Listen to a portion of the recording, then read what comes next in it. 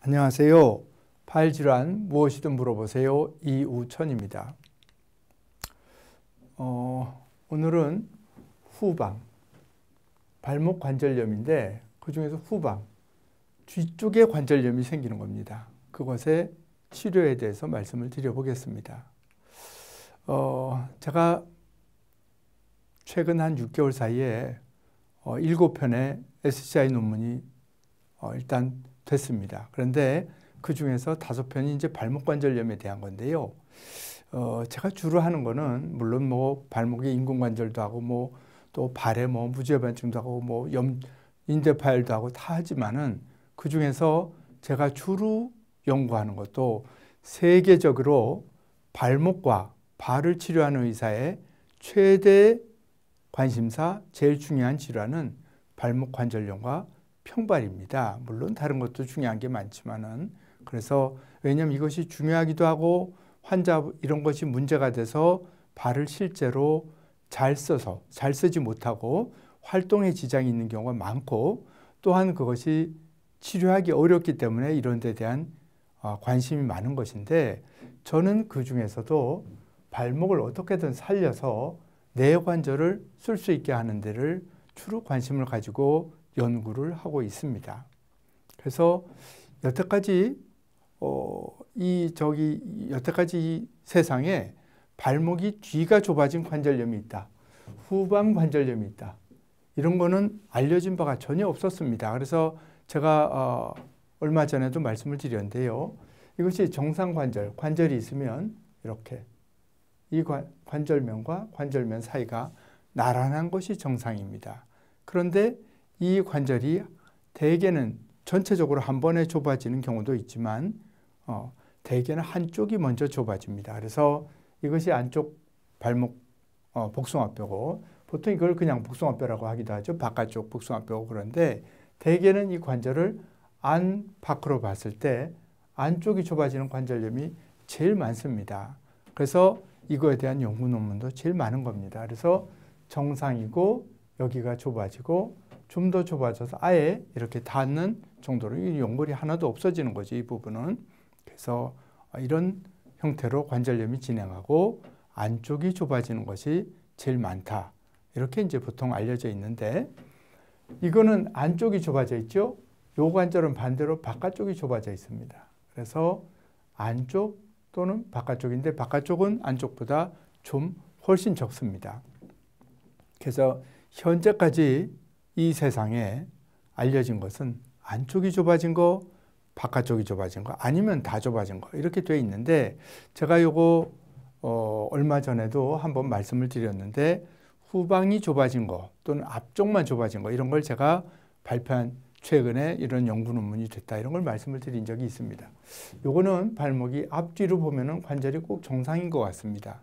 간격이 나란히 있죠. 근데 옆에서 보면 여기 뒤만 딱 화살표 있는 뒷부분만 딱 좁아져 있습니다. 이제 이런 걸 말하는 거죠. 후방 관절염이라는 거. 그래서 제가 이것이 얼마 전에 앞뒤로 좁아진 관절염이 있다는 걸로 제가 한번 연구 논문이 됐고, 최근에 뒤쪽이 그럼 좁아진 걸, 이거는 뒤가 좁아진 게 있다, 그런데 어떻게 치료를 할 거냐, 이거에 대해서는 알려진 바가, 그 관절염이 있다는 것도 알려져 있지 않으니까 그걸 치료한다는 건 더더욱이 알려져 있지 않습니다. 근데 그것이 또 최근에 연구 논문이 돼서 그걸 또 내용을 간단히 알려드리려고 합니다. 이분은 발목을 이렇게 엑스레이를 딱 찍으면 관절이 거의 없습니다. 이 관절면이 거의 다 이 뼈와 이 뼈 사이에 틈이 없어서 연골이 거의 없습니다. 그러니까 어떻게 하겠습니까? 이 엑스레이를 보면은 누구나 100이면 100사람 의사가 다 인공관절 하든지 고정합니다. 발목을 움직이지 않게 이 뼈와 이 뼈를 붙입니다. 고정을 하는데, 이걸 옆으로 보면은 여기만 붙어 있지 실상은 이 부분은 연골이 많이 남아 있습니다. 그래서 이런 경우를 어떻게 할까? 이제 이런 걸 지금 제가 말씀드리는 건데요. 시기에 따라서 이렇게 조금 처음에 약간 좁아진 거, 그 다음에 이거는 좀 더 좁아진 거, 이건 아주 더 심하게 많이 좁아진 거, 이런 건 이제 이런 식으로 제가 이렇게 나눠서 보기도 했습니다. 그런데 이거 역시 관절이 전혀 없고, 옆에서 봐도 거의 없는데 이걸 수술을 해서 봤더니 이렇게 생기더라. 조 관절이 이게 같은 사람의 엑스레이입니다. 같은 사람. 요 관절이 어떻게 이렇게 되느냐. 그죠? 요 관절이 어떻게 이렇게 옆에서 보면 이렇게 관절이 생기느냐.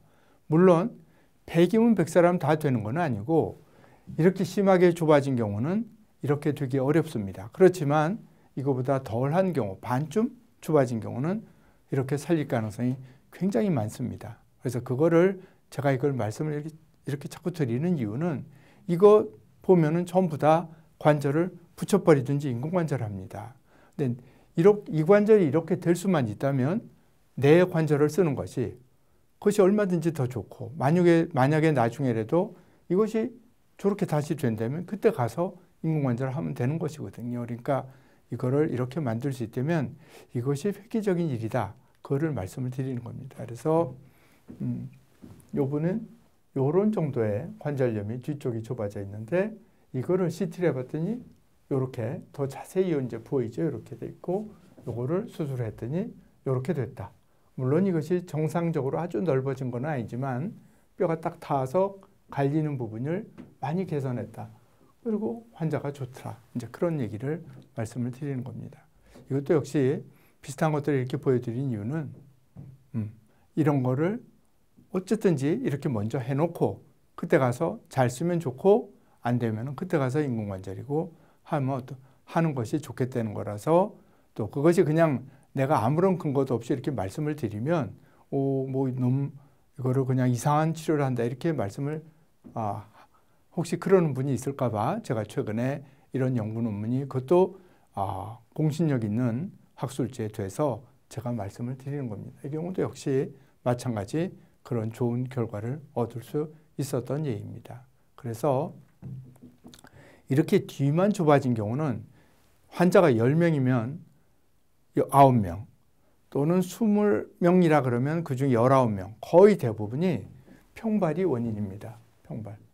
여러분 평발이라 그러면 나도 평발 너도 평발 평발은 보통 아주 흔한 걸로 알려져 있고 그렇지만 그 평발이 심하면 아주 심한 문제를 일으키는 원인이 될 수 있다는 것도 꼭 알고 계셔야 될 것 같고 이 후방 관절염 뒤만 좁아지는 거는 평발이 원인인 경우가 많아서 평발을 교정하면 후방 관절염이 엑스레이를 딱 찍어봐서 관절이 거의 없는데 그거를 살릴 수 있는 경우가 많더라.